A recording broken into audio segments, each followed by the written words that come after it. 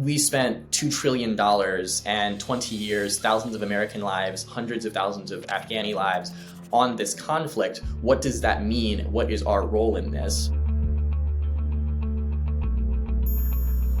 What you're seeing in Afghanistan right now really is just breathtaking images of a complete government collapse. We're seeing images of the Taliban entering Kabul, the Afghan capital, for the first time since the US invasion back in 2001. It's some really stunning images that just shows culmination of 20 years of the US war there. So the Afghan President Ghani has actually fled the country, and you're seeing a lot of chaotic images at the moment of thousands of people rushing towards Kabul International Airport, where the US and other Western countries are really doing the best that they can to get as many US forces, diplomats, and Afghan allies out of the country. Biden started that process on May 1st of this year. By mid-July, 95% of our forces that had been in Afghanistan had already been pulled out. So what you're seeing now is basically the final withdrawal. Now, a bit of a caveat to that is that forces are actually being sent back into the country right now to help with the drawdown of troops, because the situation just collapsed way faster than I think any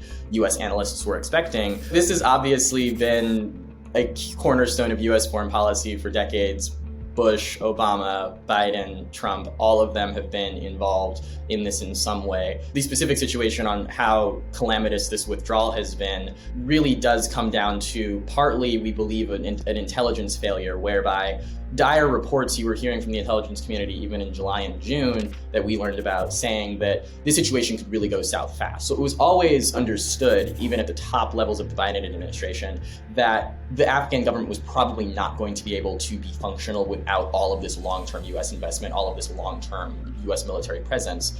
The question then is going to be for the West, including the US and its Western European allies, whether or not we follow suit and say, all right, like, we just waged a 20-year war against this insurgency.